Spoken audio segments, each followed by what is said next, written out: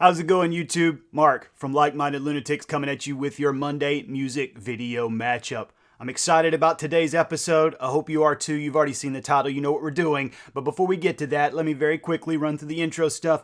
Please make sure you're subscribed to the channel. We've got a lot of new folks checking the channel out. I want to make sure you're subscribed. Not only does that update you when we post new videos, it helps our analytics with YouTube. So if you would please, in the bottom right-hand corner of your screen, if you haven't yet already, hit our icon, hit the subscribe button, and stick around. Stick around. We've got a lot more interesting content that you're going to like.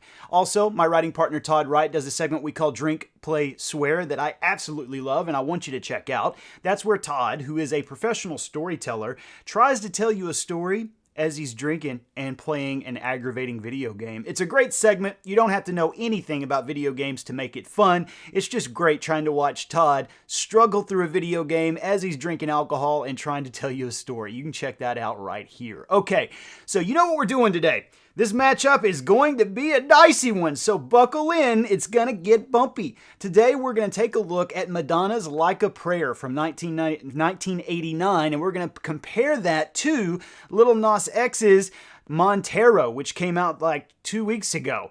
And the reason why, I mean, I guess it's obvious to some of you, but as a child of the 80s who grew up with the satanic panic of the 1980s, who grew up with church groups sending flyers to my school, telling parents, don't let your kid listen to this music, it's devil worship. Hearing all of the reaction to Lil Nas X's video, I was just taken back. Did D. Snyder, did he appear before Congress for nothing? Are we living the same thing over and over again? Is this like Battlestar Galactica? All this has happened before and it will all happen again? Oh, it's so aggravating to me. So what I thought we would do is I thought we would match up Like a Prayer with MONTERO and see which one is the most sacrilegious. That's right. That's how we're going to rank these two things. Which one is the most sacrilegious? Now, before we can do that, we first have to establish a foundational definition of the word sacrilege.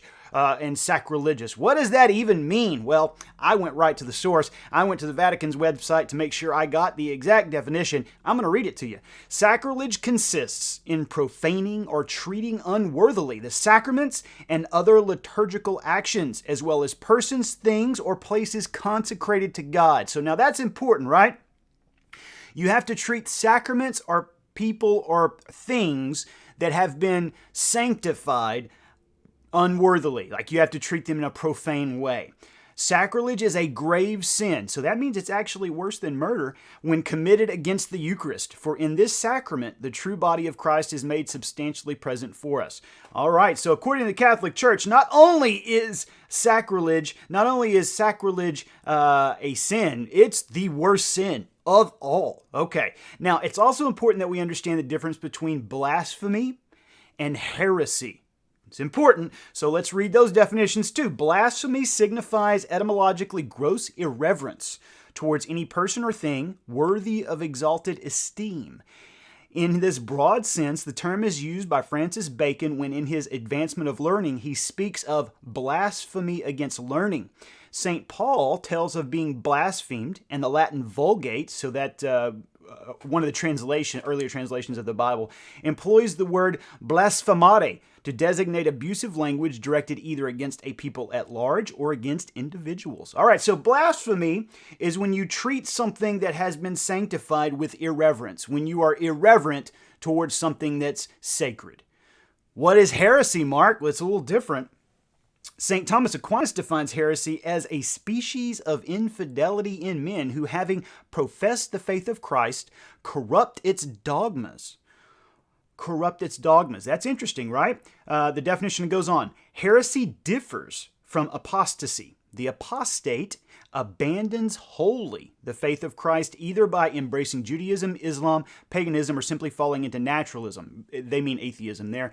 And complete neglect of religion. The heretic, however, always retains faith in Christ. It's just a corrupted version of it.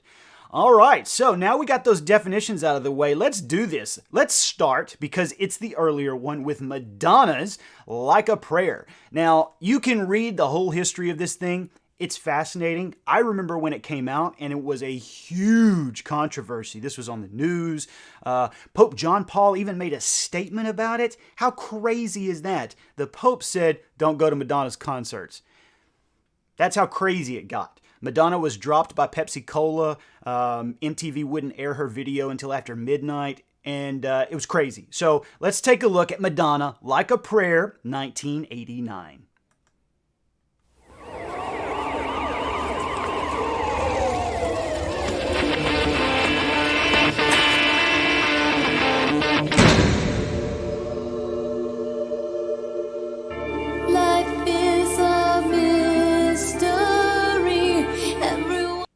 All right, I hate to stop it right out of the gate, but the first line, life is a mystery.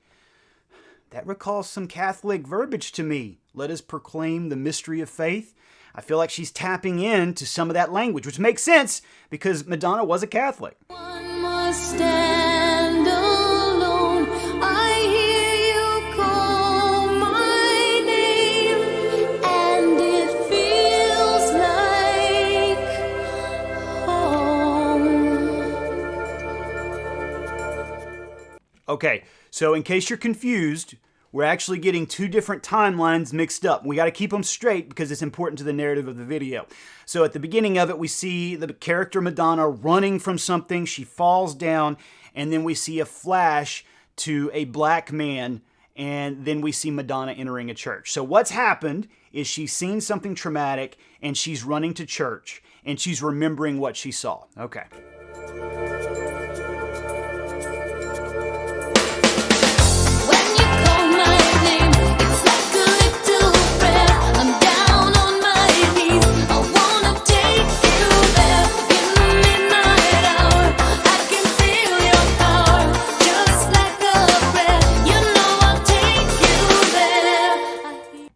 Let's stop there because essentially she's now entering the song praying in vocals.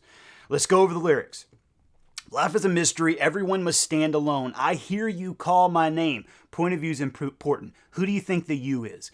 And it feels like home. So I hear you call me, and it feels like home. When you call my name, it's like a little prayer. I'm down on my knees. I want to take you there. In the midnight hour, I can feel your power. All right.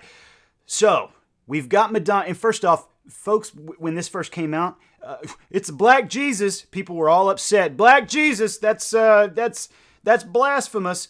If the stories about Jesus are true, he was born in the Middle East. He likely looked like this. But here's the thing, folks. That's not Jesus.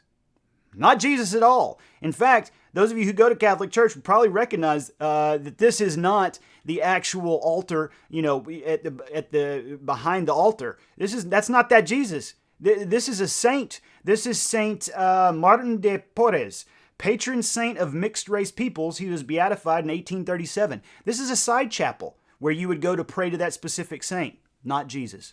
That's an important thing, I think. Hear your voice. It's like an angel sighing. I have no choice. I hear your voice. Feels like flying. I close my eyes. Oh God, I think I'm falling. Okay, now this is an important bit right here. We see Madonna lay down on the pew. I close my eyes. She sings, I close my eyes. Oh God, I think I'm falling. Oh God, I think I'm falling. She just went to sleep. This is a dream sequence. Everything we see from this point forward, dream sequence.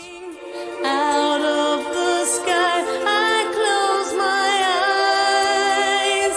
Heaven help me. All right, so in her dream, she's falling. She's falling. She can't catch herself. And then this beautiful woman in what looks like liturgical robes catches her, and Madonna sings, Heaven help me. This woman catches her and then throws her back up. I'm going to say I think this woman here is either an angel or God herself. I think that's what we're seeing here. I'm falling out of the sky. I close my eyes. Heaven help right, we're going to pause there and head over to Montero. But I want you to keep in mind the story thus far. We've got Madonna, who has seen something traumatic, running away from the trauma. She trips, she falls. She finds herself at a church. She starts to pray to Martin de Porres, the patron saint of mixed race peoples. She starts to pray to him, and then she falls asleep in the pew in church. What do you think? So far, anything sacrilegious? I don't think so. I don't think there's a thing here yet that is sacrilegious. Now, I will say this. You know what? I'm going to say this one time, and then we'll never say it again in this video. Brunette Madonna is the hottest Madonna. I mean, let's let the people from Letterykenny help us out with this. Wayne, what do you think?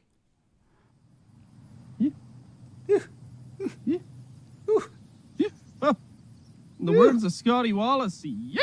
That's what I said. I said, you. Yeah. There's no way the photos can be that rig. You! Holy fucking Yeah, even Squirrely Dan feels it.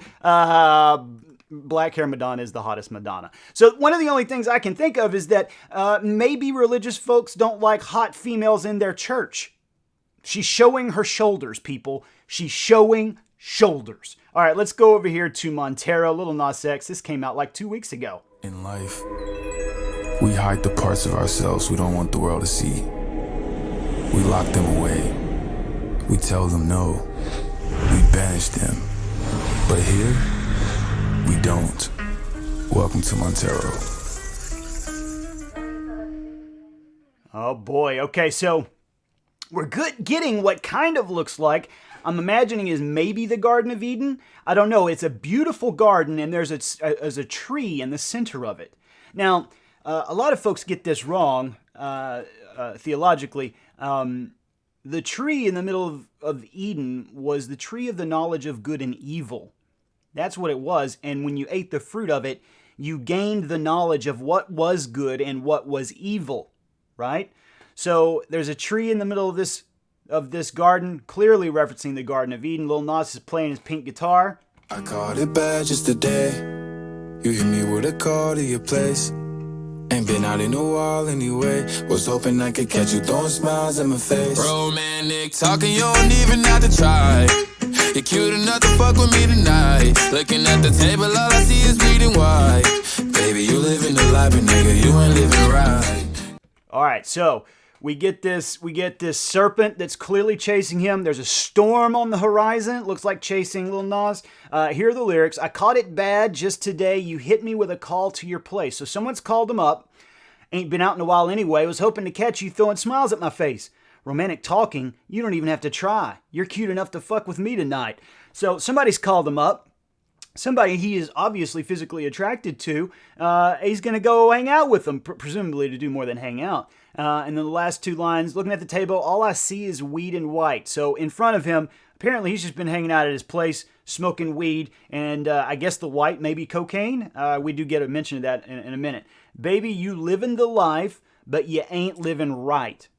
Again, who's the you there? I think it's Lil Nas himself. Cocaine and drinking with your friends. You live in the dark, boy, I cannot pretend. I'm not faced, only here to sin. If you've been in your garden, you know that you can. Call me when you want. All right, so we get some clear answers in this next stanza. Cocaine and drinking with your friends. You live in the dark, boy. I cannot pretend. I'm not phased, only here to sin. If Eve ain't in your garden, you know that you can. All right, so if the female is gone, you know that you still can. I mean, he's obviously talked about it. This is about him coming out. This is about him hiding his homosexuality. And it's about, thus far it appears that his homosexuality or maybe his desires are taking the form of a serpent, right? Which obviously has huge theological implications. Call me in the morning, I'll be on the way. Call me when you want, call me when you need. Call me out by your name, I'll be on the way. Like,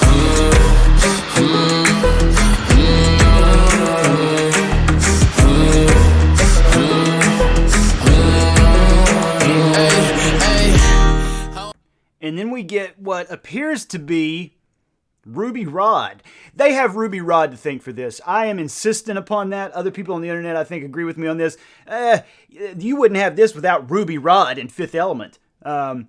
and I'm kind of confused about what's happening right now. We're shifted out of this garden into what appears to be a court.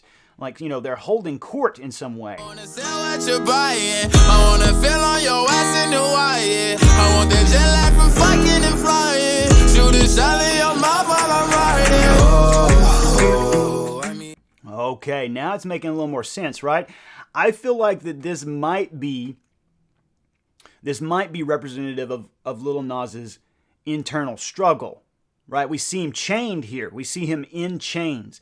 Now, obviously, as a black American, that's going to take on some other, you know, that implies other things, right? It implies a lot of stuff. As a black male, he is chained maybe by, you know, racism in the United States, maybe by his homosexuality, maybe as both, maybe by his role as a hip-hop performer. I feel like there's probably a lot of mind-forged manacles that someone like Lil Nas might have. All right, let's take it back over to Madonna. So, first off, what do you think? Anything sacrilegious yet? Have we profaned anything sacred? I don't think so. Thus far, we get a story that's pretty biblically familiar. Somebody who is struggling with something and, you know, they don't know how to deal with it because they feel like there are chains on them. Thus far, I don't see anything that would make me go, oh yeah, that's sacrilegious. All right, Madonna, take it. Call my name, it's like a little prayer. I'm down on my knees. I wanna take you there in the midnight hour. I can feel your power, just like a prayer. You know I'll take you there like a child. You whisper softly to me. You're in control, just like a child. All right, so I remember when this came out, how many people were upset. Number one, that Jesus was black, not Jesus. And number two, that Jesus kisses Madonna. Okay, again, not Jesus. But listen to the lyrics here, just like a prayer. You know I'll take you there like a child. You whisper softly to me. Now look at the kisses there. We get one on the side, we get one on the side of the cheek, and we get one on the forehead. It's pretty chaste. I mean, let's not beat around the bush here. When Madonna wants to be sexy, Madonna knows how to be sexy. All you got to do is type in Justify My Love and watch that video. If Madonna wants to have a sexy kiss, there will be a sexy kiss. That ain't what this is, though. I feel like this is not a sexy kiss at all. And additionally, Jesus was always kissing them dudes he hung out with. There's a ton of lines in the Bible about, you know, kissing the feet of people and kissing the cheeks. Seems like there was a lot of kissing going on. So I don't know what the problem is here with this. Now I'm dancing, it's like a dream. No end and no beginning. You're here with me, it's like a dream. All right, so I think that this part is crucial to understanding this video. Let's recap. Madonna's running away from something traumatic. The first place she runs, to a church. She goes into the church. She starts praying to the saint of mixed race peoples. She falls asleep on the pew. In the dream, she dreams that someone catches her and throws her back up. She then is transported back to the church. The patron saint of mixed peoples awakens. He comes out of his chapel. He kisses her, once on the cheek, once on the forehead, and then he leaves, leaving whatever it is up to Madonna. Then Madonna picks up a knife and she gives herself stigmata. She gives herself stigmata. That means, or at least in my head, that whatever she's carrying with her is causing her internal spiritual pain. She gives herself the stigmata. Let the choir sing when you call my name. It's like a little prayer. I'm down on my knees. I wanna take you there. Then we get this beautifully singing choir filled with beautiful folks, and they are supporting her, right? The choir comes in when she's at her lowest to support her. I think that's important. Let's leave it there. Let's go back to Lil Nas. A sign of the times every time that I speak. A diamond and a nine, it was mine every week. What a time and incline, God was shining on me. Now I can't leave, and now I'm acting hella Italy. Never want the niggas that's in my league. I wanna fuck the ones I envy. I envy. All right, that again, important verse. I want to sell what you're buying. I want to feel on your ass in Hawaii. I want that jet lad from fucking and flying. Shoot a child in your mouth while I'm riding. Oh, why me? A sign of the times every time that I speak.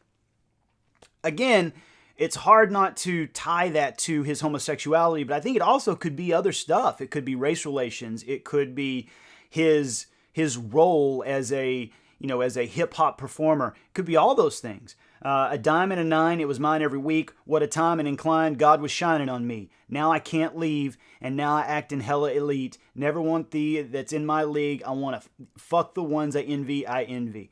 So who would he envy? I would argue probably people who can be true to who they are. Right? Is that what he's arguing there? Now, actually, we'll leave it right here. I think this is a good breaking point before we get to the denouement of this video. All right, let's take it back to Madonna. Where are you at, Madonna? Oh, we're back to the beginning now. Remember the beginning of this where she sees something traumatic? All we saw was a dude who looked like Ajax from Deadpool, looked like Ed Skeirin. Now we're getting the whole story. What happened? What was so traumatic that Madonna had to run to a church and pray to a saint? Just like a prayer, you know I'll take you there when you call my name. Holy shit, she saw a straight up murder. It's like a little prayer Tell me that's not Ajax. when you call my name. It's like Where is he? Boom. Is that Ed Skeirin? It sure looks like him. I tried to look it up. It's not him. But it sure looks like Ajax. Come on, Francis. I'm down on my knees. I wanna take you there in the midnight hour. I can feel. Oh, man. So she saw a murder. She saw like 4 white dudes stab what looks like a Latina, run off, and then this black man comes down to help her. Madonna doesn't help. She stands back to the back. Doesn't help. And this black gentleman comes in to help. Just like a prayer, you know I'll take you there.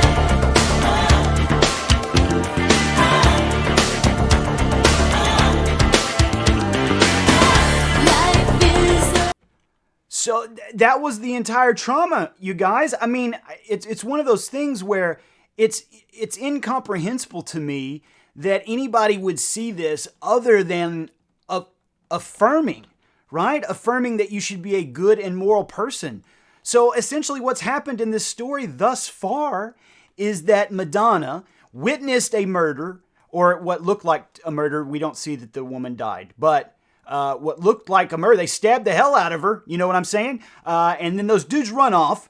The black guy comes in to help the woman. Madonna doesn't go in to help. She stands back.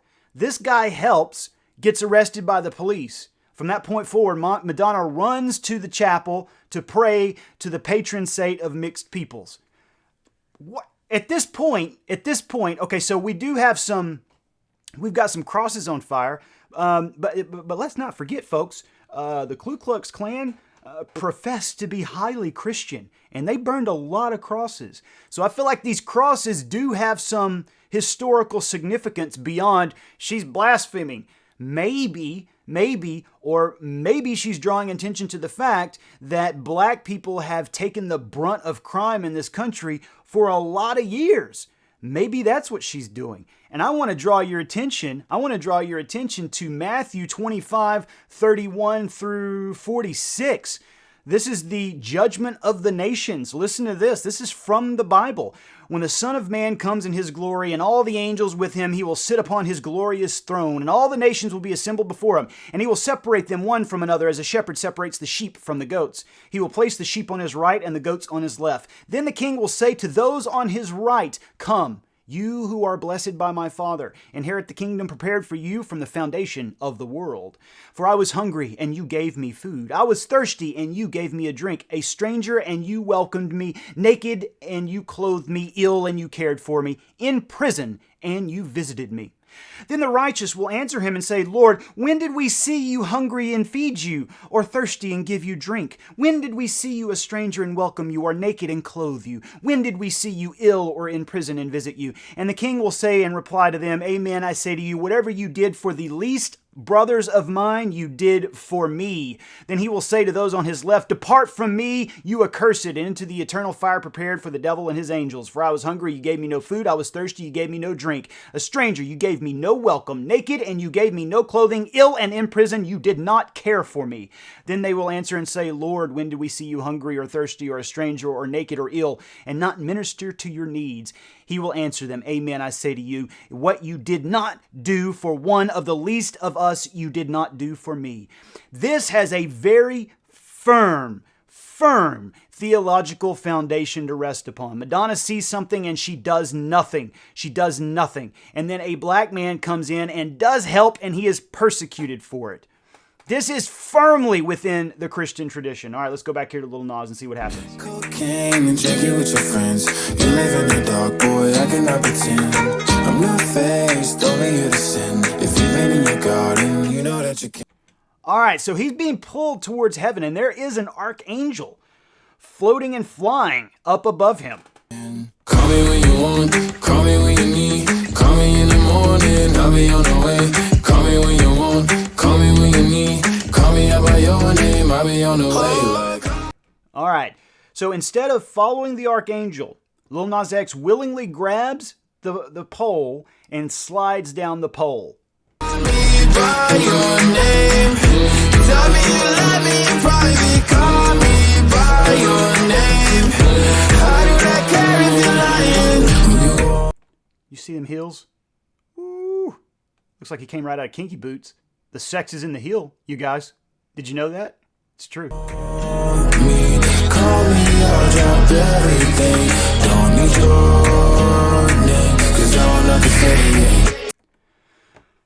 All right, ladies and gentlemen, it's hard for me not to do this, but I feel like I have to. I feel like I have to. Anytime I see a devil sitting on the throne, I cannot help but think of Andrew Dice Clay in the National Lampoon short, Wrath. Fuck down, you Jacob. You think that scares me? Hey, trick or treat, smell my feet, you dumb fucking scum-sucking pathetic excuse for a motherfucking devil. Look at that head. I never seen a head that big. That's the biggest fucking head I ever seen. I tell you straight out, that's a big fucking head. And look at your fucking kid's head. His head's bigger than your fucking head. The moment I see this devil, I can't help but think, that's a big fucking head. I'll tell you straight out, that's the biggest head I've ever fucking seen. I'm sorry. I'm sorry for that digression. Had to be done. That's right. All right, let me go back. Don't need your name, 'cause I want nothing to say. Fuck it, that's right. So I feel like the devil's had better lap dances. No offense to Lil Nas. He looks amazing in that outfit. Does he not? Spectacular. Spectacular. Not a flaw on him. I feel like the devil's seen better. It probably is hard to give the best lap dance in hell because all the best lap dancers are there, right? I don't know. I feel like the devil's like, yeah, this is fine. I mean, your boots are on point, but I've had better. I've had better. That's right.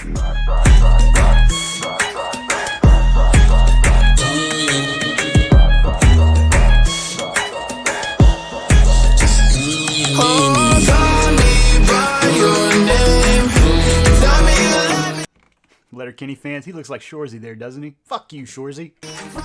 Call me by your name.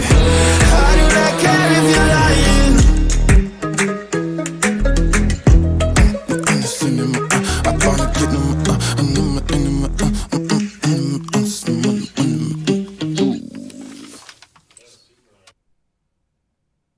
All right. So the end, Lil Nas kills the devil, takes his horns, and presumably takes his powers. and it looks as if he's going to sit on the throne in hell.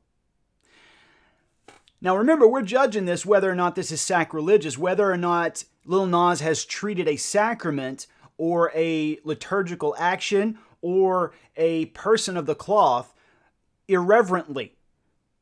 He killed the devil.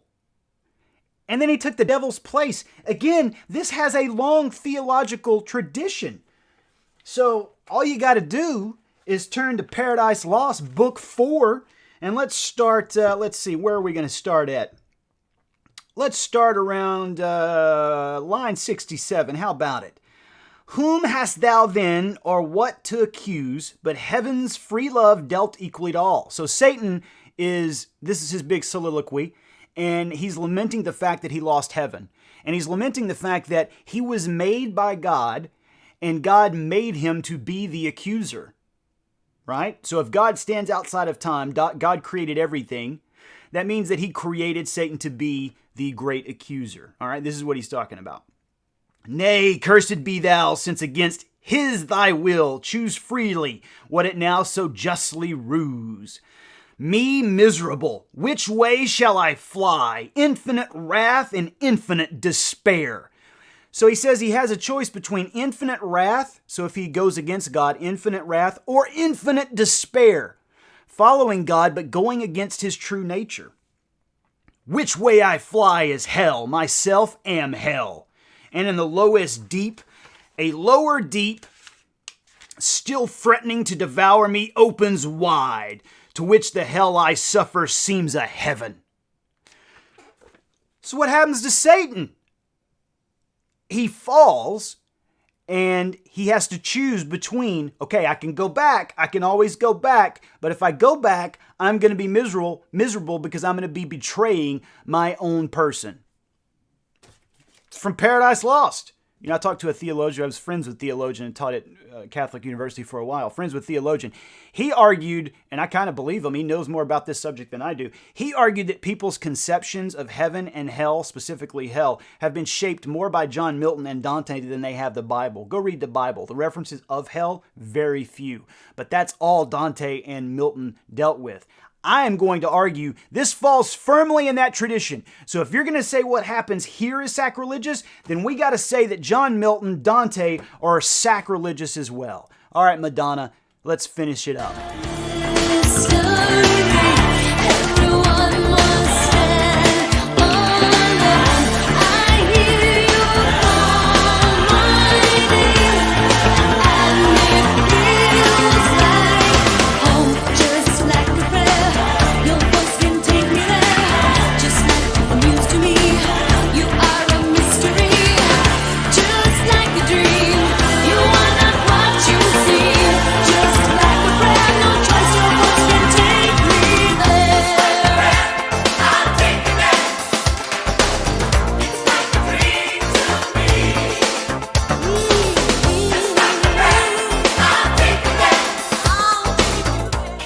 All right, again, if my reading is correct, that woman either represents an angel or God.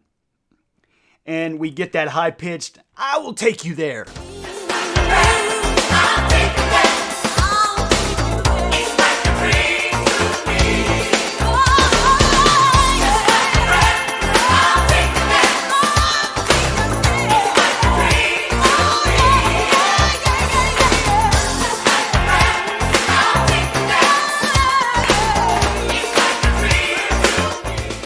All right, now this might be the only thing that we could say thus far is sacrilegious.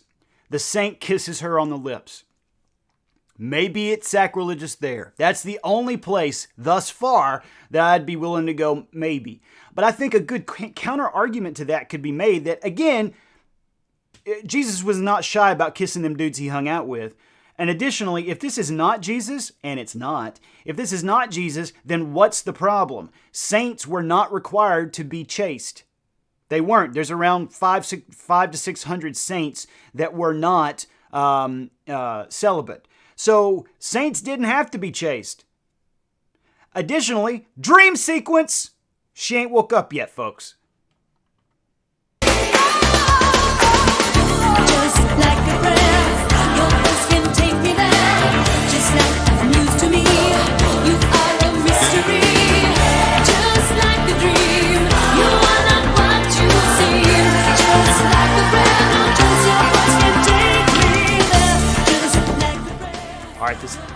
take me there, just like you used to me. All right, the saint is back in his chapel. He's now a statue. After Madonna realizes what she needs to do, he goes back into his chapel and she awakes. Now we're back in the real world. Everything before this has been dream sequence.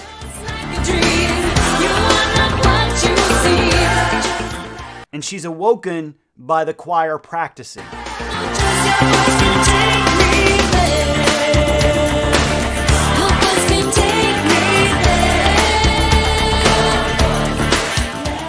Look at this. She's doing what's right. She's doing for the least of them. Remember the language from Matthew 25? She's going and telling the police officers, I was there. I witnessed it. It was not this man. He is innocent.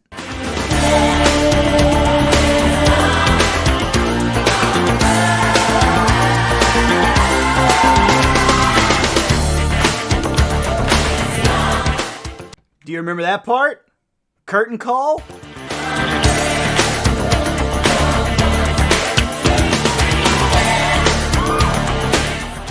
Then we get the cast taking a bow. And we get our leads taking a bow.